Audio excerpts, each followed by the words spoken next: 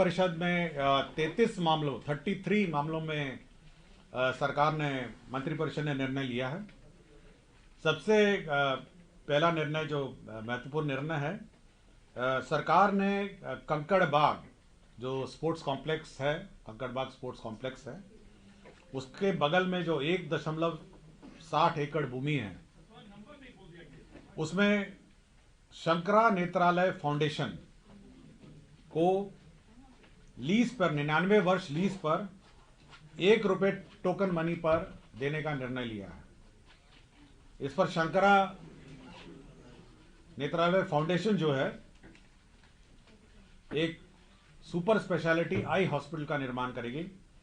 आपको जानकारी होगा कि हाल ही में माननीय प्रधानमंत्री जी ने भी वाराणसी में इसका उद्घाटन किया था।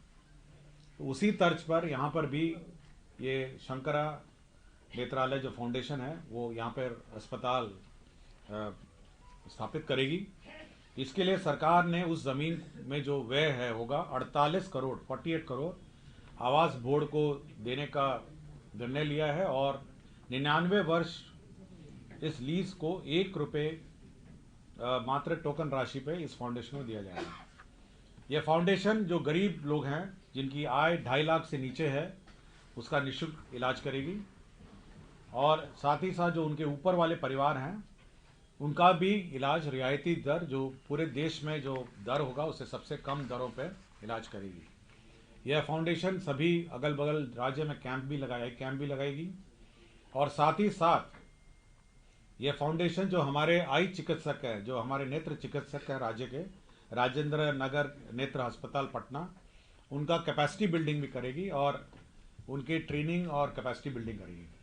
तो एक ये शंकरा आई फाउंडेशन इंडिया द्वारा यह जो अस्पताल है यह स्थापित होगा और जल्द ही इसका कार्यकलाप शुरू होगा।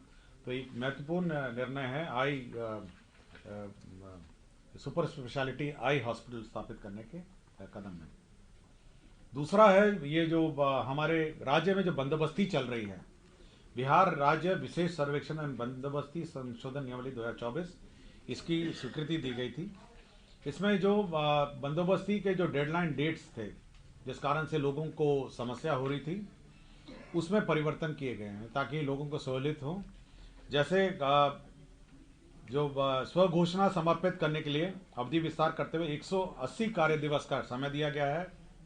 राजस्व ग्राम के मानचित्र सत्यापन के लिए 90 कार्य दिवस, रैयतों से दावा या आक्षेप प्राप्त के लिए 60 दिवस और रैयतों से प्राप्त दावा और आक्षेप निपटारे के लिए 60 दिवस। मैं डिटेल्स मैं आपको उपलब्ध करा दूंगा, लेकिन जो टाइमलाइंस हैं जिसके कारण से लोगों को भागदौड़ करनी पड़ती थी, समय पे अपना कागजात जमा नहीं करने पड़ते थे, उसके टाइमलाइन में संशोधन करते हुए 180, 90, 60 कर दिए हैं। जो पूर्व में 15 दिन था, कुछ 30 दिन थे, कुछ 60 दिन थे। तो मैं आपको डिटेल आपको दे दूंगा, मैं आपको पूरा डिटेल दे दूंगा कि कब से है। ये स्व घोषणा समर्पित करने की अवधि को विस्तार करते हुए 180 दिन कार्य दिवस कर दिया गया है। तो यह एक महत्वपूर्ण निर्णय है। हमारी जो सर्वे सेटलमेंट में लोगों को परेशानी हो रही है उसमें अब अच्छा समय मिल जाएगा अपने दस्तावेज और आपत्तियां दर्ज करने के लिए। टूरिज्म सेक्टर के 2 योजनाएं पर राज्य सरकार ने निर्णय लिया है। पहला है कैमूर जिला अंतर्गत करमचट इको टूरिज्म। कैमूर जिला में एंड एडवेंचर हब है। इसको विकास करने के लिए 49 करोड़ 73 लाख रुपए यह व्यय होगा। 49 करोड़ 73 लाख। ये कैमूर के जो वन्य प्राणी अभयारण्य है, जो हमारे ये जो फॉरेस्ट है, वहाँ एक पर्यटक स्थल है और काफ़ी पर्यटक वहाँ आते हैं और इसको state of the art tourism facility देने के लिए eco tourism and adventure hub के रूप में विकास करने के लिए कैमूर जिला अंतर्गत करमचट इको टूरिज्म, इसमें 49 करोड़ 73 लाख की योजना स्वीकृत की गई। और जो दूसरी टूरिज्म सेक्टर में जो योजना स्वीकृत हुई है वो सहरसा जिला अंतर्गत जो मत्स्यगंजा झील है, आपको देखा होगा मत्स्यगंजा झील बिल्कुल सहरसा जिले के बिल्कुल जिला मुख्यालय के बीच में है। उसके पास पर्यटकीय सुविधा के लिए 98 करोड़ 65 लाख रुपए जो झील के का सौंदर्यीकरण है, झील के अगल बगल टूरिज्म फैसिलिटी विकसित करने के लिए 98 करोड़ 65 लाख में जो पर्यटक सुविधा है वह स्थापित होगी।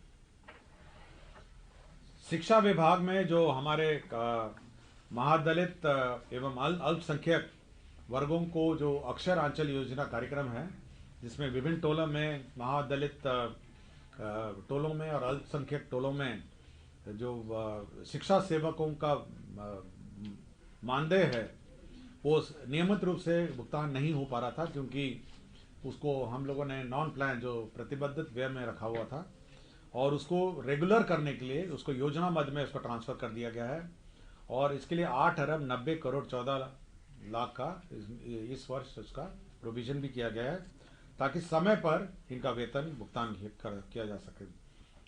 इनका नॉन प्लान मद में रहने के कारण इनका वेतन मद में समस्याएं हो रही थी, तो अब समय पर ये महाविद्यालित एवं अल्पसंख्यक वर्ग के जो कर्मी हैं अक्षरांचल योजना के अंतर्गत उनको अब वेतन देय होगा। कितने हैं सर नंबर टोटल कर्मी? मैं आपको डिटेल दे दूँगा। राज्य के सभी राजकीय आयुर्वेदिक होम्योपैथिक यूनानी चिकित्सा महाविद्यालय अस्पतालों में अंतर्वासी रोगियों इंडोर पेशेंट्स के लिए जो उपचार होता है, उसमें जो जीविका दीदी की रसोई, जीविका द्वारा दीदी की रसोई संचालित होगी और दीदी की रसोई के माध्यम से इन सभी में जो शुद्ध एवं पोषक भोजन की व्यवस्था होगी। ऑल राजकीय आयुर्वेदिक होम्योपैथिक यूनानी महाविद्यालय और अस्पतालों में जहां पर भी इंडोर पेशेंट की फैसिलिटी है। सामान्य प्रशासन ने का एक प्रस्ताव था, जिसमें आपको याद होगा कि बिहार लोक परीक्षा अनुचित साधन नियमावली 2024 ये एक्ट एक बना था, जो बिहार लोक परीक्षा अनुचित साधन निवारण अधिनियम 2024 अंतर्गत जो एग्जाम में चीटिंग या अवैध जो कार्य करते हैं उन पर कड़ाई करने के लिए जो प्रावधान किए गए थे, उसी के जो रूल्स हैं वो स्वीकृति दी गई है। उसमें कौन अथॉरिटीज़ होंगे, क्या प्रोसीजर होगा, तो ये सब पूरा डिफाइन किया गया है उस एक्ट के अंतर्गत। फाइनेंस डिपार्टमेंट के दो महत्वपूर्ण एजेंडे पे आज निर्णय हुआ। पहला है जो बिहार फाइनेंस अमेंडमेंट रूल है, इसमें जो प्रोक्योरमेंट प्रोसीजर है उस प्रोक्योरमेंट प्रोसीजर को आसान किया गया है और विशेषकर इसमें जो भारत सरकार का जो GFR है, जनरल फाइनेंस रूल्स 2017 भारत सरकार का, उसमें जो प्रावधान थे वो हमारे BFR में नहीं थे। जैसे QCBS है, क्वालिटी बेस्ड जो बिडिंग है वो नहीं था, तो उसमें जो इश्यूज थे और साथ ही साथ जो प्रोक्योरमेंट में कंसल्टेंसी प्रोक्योरमेंट में सब समस्याएं आ रही थी, उसको ईज करने के लिए जो बिहार फाइनेंस अमेंडमेंट रूल 2024 है उसमें संशोधन किया गया है और विशेषकर जो QCBS है अब इसको इंट्रोड्यूस किया गया है और प्रोक्योरमेंट नॉर्म्स हैं, इसमें जेम को क्लियरली डिफाइन किया गया है, सिंगल सोर्स प्रोक्योरमेंट डिफाइन किए गए हैं, सिंगल बिड प्रोक्योरमेंट डिफाइन किए गए हैं और बहुत सारे अमेंडमेंट इसमें किए गए हैं। दूसरा, स्कीमों में जो स्वीकृति की प्रक्रिया है, जो शक्तियों का प्रतियोजन है, उसके संबंध में भी विस्तृत दिशा निर्देश एवं संकल्प पर आज स्वीकृति हुई है। इसमें सैंक्शनिंग लिमिट पे नहीं है, किंतु जो प्रोसीजरल इश्यूज हैं उस पर स्वीकृति दी गई है। मैं आपको डिटेल उपलब्ध करा दूँगा।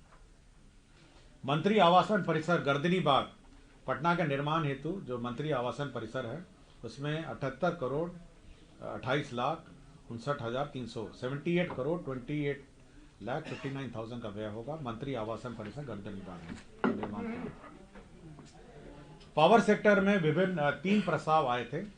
उसमें पहला है north Bihar power distribution company limited के क्षेत्राधीन जिलों के अंतर्गत 42 अदद 33/11 kVA 2/10 MVA क्षमता के नए विद्युत शक्ति उपकेंद्र तो सब स्टेशंस बनेंगे, जिसमें 454 करोड़ 53 लाख रुपए व्यय होंगे। ये सब स्टेशन का व्यय होगा। दूसरा है 74 अदद 33 kVA फीडर जो ACSR वुल्फ कंडक्टर से R&M करने के लिए, बेसिकली कंडक्टर रिप्लेसमेंट है। 135 करोड़ 67 लाख रुपए इसमें व्यय होंगे। तो कंडक्टर रिप्लेसमेंट 74 कंडक्टर रिप्लेसमेंट है। और तीसरा है आपका नॉर्थ बिहार में क्षेत्राधीन विभिन्न अंचलों के अंतर्गत 295 किलोमीटर के 29 अदद 33 केवीए नए लाइन निर्माण जिसमें 82 करोड़ 55 लाख रुपए व्यय होंगे। तो 3 प्रपोजल्स हैं एनर्जी सेक्टर के जिस पर राज्य सरकार ने स्वीकृति दी है। पथ निर्माण विभाग के भी प्रस्ताव आए हैं। पथ निर्माण विभाग के 2 प्रस्ताव थे। इसमें पथ प्रमंडल हिलसा अंतर्गत हिलसा नूरसराय किलोमीटर 0.0 से किलोमीटर 18.98 तक कुल 18.98 किलोमीटर का चौड़ीकरण एवं मजबूतीकरण कार्य है। इसमें 139 करोड़ 99 लाख 7,000 रुपये व्यय होंगे और ये SH4 है और ये SH4 से प्रारंभ होकर करियावा, थरथरी, आस्था, करजामा, गौरपुर, सालेमपुर आदि जगहों होते हुए नूरसराय, चंडी, सोरसराय पथ 10वें किलोमीटर तक जाती है। तो एक ये पथ का स्वीकृति हुआ है। पथ प्रमंडल सुपौल में renovation work Indo Nepal border road Saraigarh Gardiha chowk से रिफ्यूजी कॉलोनी यह स्वीकृत हुआ है। इसमें जो विचाराधीन 2 लेन पथ का निर्माण इंडो नेपाल बॉर्डर पथ परियोजना के तहत किया गया था। पथ का DLP समाप्त होने के बाद जो लाइफ उसका समाप्त होने के पश्चात जिसका अनुरक्षण पथ प्रमंडल सुपौल द्वारा किया जा रहा है। वर्तमान में NH 106 का कार्य प्रगति में है जिसके कारण से सिलीगुड़ी तथा पटना की तरफ से नेपाल बीरपुर जाने वाले भारी वाहनों का आगमन इसी पथ से होता है। तो इसी के रख रखाव और इसके का रेनोवेशन का कार्य किया जाएगा। शिक्षा विभाग का एक प्रस्ताव था। आपको जानकारी होगा कि सिन्हा लाइब्रेरी रोड में एक छोटी सी लाइब्रेरी है, सिन्हा लाइब्रेरी, जहाँ बच्चे पढ़ते हैं लाइब्रेरी में बैठ के कॉलेज के और विभिन्न कॉम्पिटेटिव एग्जाम में। ये शिक्षा विभाग के अधीन है। अब इसमें इसी कैंपस में एक G+7 का एक विशाल एक बहुत बड़ा लाइब्रेरी होगा। इसमें लाइब्रेरी होगी, कंप्यूटर लाइब्रेरी होगी, लड़कियों के लिए अलग फ्लोर है, लड़कों के लिए अलग फ्लोर है। साथ ही साथ लाइब्रेरी का विस्तार है, कैंटीन है और इसमें कम से कम 2-3 हज़ार बच्चे किसी भी समय यहाँ पे लाइब्रेरी का उपयोग कर सकते हैं और ये देर रात तक खुलती है और ऑलमोस्ट साल के सभी दिन ही खुलती है। तो एक अच्छा सा एक लाइब्रेरी हमारे सेंट्रल लाइब्रेरी बच्चों के लिए, स्टूडेंट्स के लिए होगा G+7 का और इसमें 67 करोड़ 60 लाख 47,000 रुपये इस पर व्यय होंगे। जल संसाधन विभाग में भी योजनाएं स्वीकृत हुई थी। इसमें 2 योजना स्वीकृत हुई है। इसमें पुरानी गोवारी वियर के स्थान पर नए गेटेड RCC वियर का निर्माण कार्य, प्राकृतिक राशि है 96 करोड़ 80 लाख 26,000 प्रशासनिक स्वीकृति है। तो ये लल बकेया नदी पर पूर्व से निर्मित वियर ढाका नहर परियोजना के नाम से जाना जाता है। इसी में ये योजना का कार्यान्वयन होगा। दूसरा योजना है दोन शाखा नहर के 0.0 किलोमीटर से 93.75 किलोमीटर तक पुनर्स्थापन कार्य, प्राकृतिक राशि 76 करोड़ 40 लाख 95,000 रुपये। यह 2 नहर तिरहुत मुख्य नहर के 2.04 किलोमीटर बायां से निस्सृत है तथा इसकी कुल लंबाई 93.75 किलोमीटर है एवं अंतिम छोर से नेपालपुरी नहर तक घोड़ा साहन शाखा नहर निकलती है। तो इसी पर यह निर्मित होगा। मंडल कारा अरवल भवन का पुनरीक्षित प्राक्कलन आया था जिसमें 38 करोड़ 31 लाख 21,000 रुपये व्यय होंगे। स्वच्छ भारत मिशन और लोहिया स्वच्छ बिहार अभियान है। इसमें आपको जानकारी होगा विभिन्न गांव में जो सफाई का काम करते हैं, सॉलिड वेस्ट मैनेजमेंट है, नालियों की सफाई है और सफाई से गांव को साफ सुथरा रखने की जो योजना है, इसमें 5,635 ग्राम पंचायतों में यह ठोस एवं तरल अपशिष्ट प्रबंधन की व्यवस्था 1 जनवरी 2025 से 31 दिसंबर 2025 तक किए जाने में 354 करोड़ 354 करोड़ का व्यय हुआ। और ये पूर्व में ही होता रहा है लेकिन राशि के अभाव में यह बीच में ये डिस्टर्ब हुआ है। तो 1 साल की योजना स्वीकृत की जा रही है और इसके अंतर्गत जो अव्यय होंगे उसमें रिक्शा है, उसमें लोगों का मानदेय है और विभिन्न कंपोनेंट है जिसके अंतर्गत यह सॉलिड वेस्ट मैनेजमेंट नाली की सफाई होगी।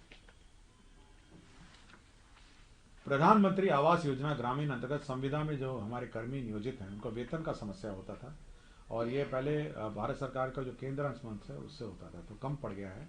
तो अब राज्य सरकार अपने मत से 139 करोड़ रुपए राज्य संसाधन मत से इसका व्यय करेगी। पीआरडी जनसंपर्क विभाग के 2 प्रस्ताव थे जो आप लोगों से संबंधित है। और सूचना एवं जनसंपर्क विभाग में जनसंपर्क एजेंसी पीआर एजेंसी का जो चयन होगा वो उसमें QCBS quality and cost based selection पद्धति होगी। पहले जब L1 में होता था लोएस्ट मिनिमम में, तो उसमें सिलेक्शन में बहुत ही अच्छी कंपनियां नहीं आ पाती थी। अब क्वालिटी बेस्ड सिलेक्शन एजेंसी के चयन में होगा।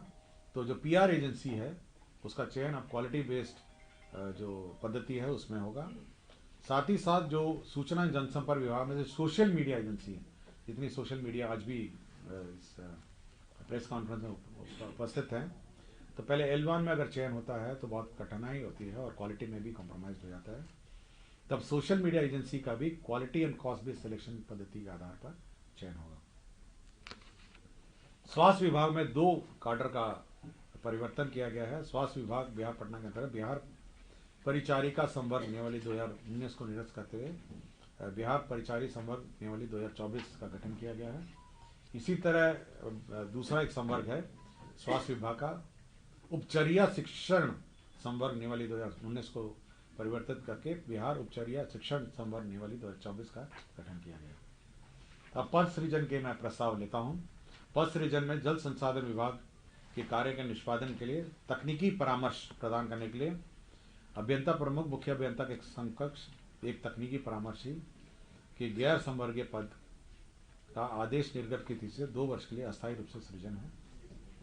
जयप्रकाश नारायण जो विश्वविद्यालय है छपरा में कुल 8 स्नातकोत्तर में 24 शिक्षण एवं 8 शिक्षणोत्तर कर्मियों के पद यानी 32 पद तथा भोला प्रसाद सिंह महाविद्यालय भोरे में गोपालगंज में 14 शिक्षक एवं 10 शिक्षकोत्तर कर्मी के पद यानी 24 पद। BMA कॉलेज बेड़ी में 12 शिक्षकों के पद एवं मुरक्का कॉलेज भागलपुर में 4 शिक्षकों के पद अर्थात शिक्षक कुल 54 पद तथा शिक्षकोत्तर कर्मियों के 18 यानी कुल 72 पदों के सृजन की स्वीकृति प्रदान की गई है। डॉक्टर APJ अब्दुल कलाम में भी 2 पदों का सृजन हुआ है। इसमें के अधीन अभियंत्रण तकनीकी सलाहकार का 1 पद और विज्ञान सलाहकार का 1 पद। ये जो अब्दुल कलाम APJ कलाम का साइंस सिटी उसमें 2 पद सृजन हुए हैं। और PhD लोक स्वास्थ्य अभियंत्रण विभाग में जो पद थे 821 स्वीकृत पद है, उसमें 493 पदों को प्रत्यार्पित करते हुए उनके स्थान पर कार्य निरीक्षक यांत्रिक के कुल 493 पदों का सृजन करते हुए उक्त पद का कार्य दायित्व निर्धारण करने पंप ऑपरेटर के शेष 328 पदों का विभागीय स्वीकृति आदेश में अंचल स्तरीय पंप ऑपरेटर इलेक्ट्रिशियन नियमावली 2014 में वर्णित पद सोपान के अनुरूप पुनर्गठन। तो basically reconstitution of the cadre किया गया है। और लास्ट में ये है CDAC से एक नॉमिनेशन अग्रीमेंट हुआ है जो सिग्नेचर होता है हमारे रेवेन्यू दस्तावेजों में, उसके लिए CDAC से एग्रीमेंट हुआ है ताकि वो साइन हमारे रेवेन्यू रिकॉर्ड्स हो सके। और बिहार कृषि सेवा के कोटि के 8 मापतोल के समूह क एवं समूह ख के पद सृजित हुए हैं।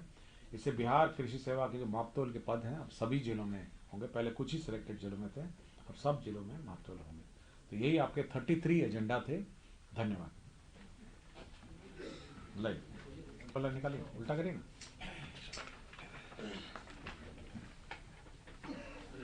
लाइव कब तक कंप्लीट होने का है? ये 1.5 साल में इसका संचालन है। With 1.5 years.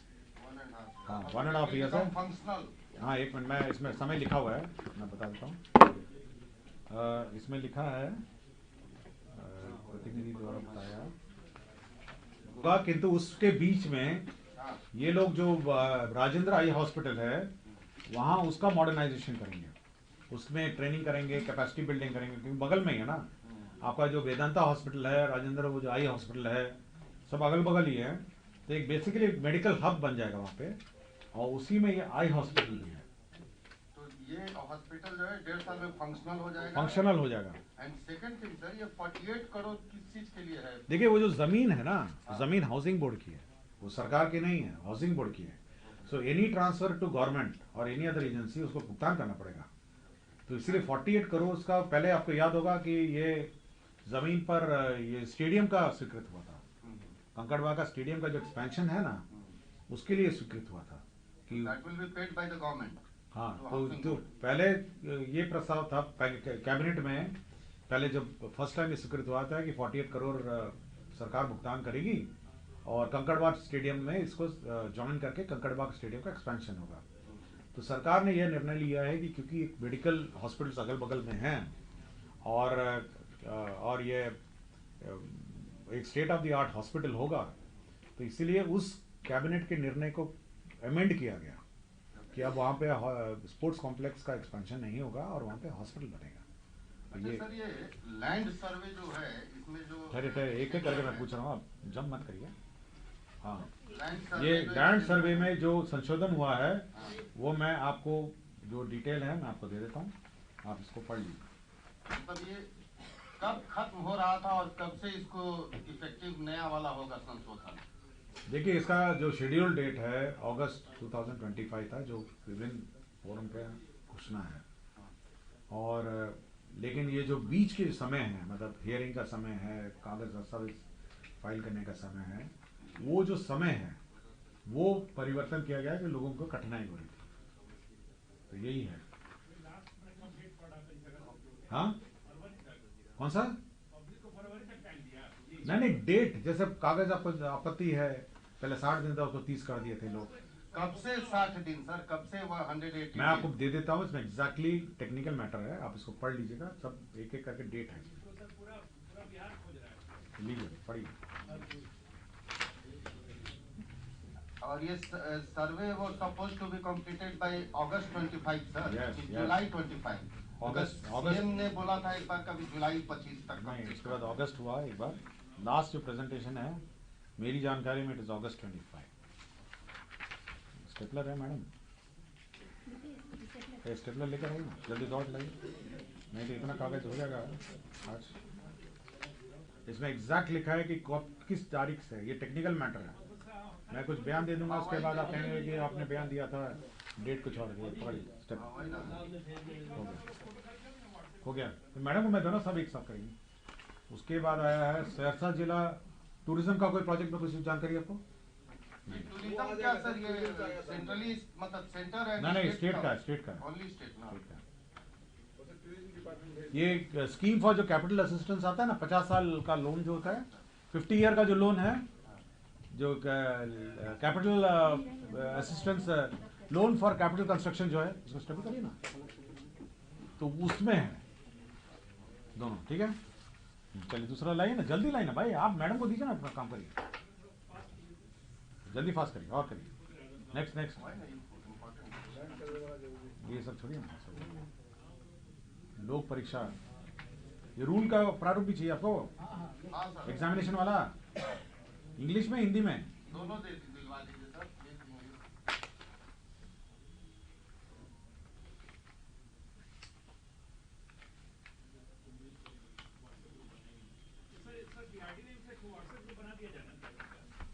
पूछिए ना भाई, कैबिनेट नोट में थोड़ा ना रहता है ये सब होगी नहीं, दे दिए ना बस। और किसी को कुछ पूछना हो?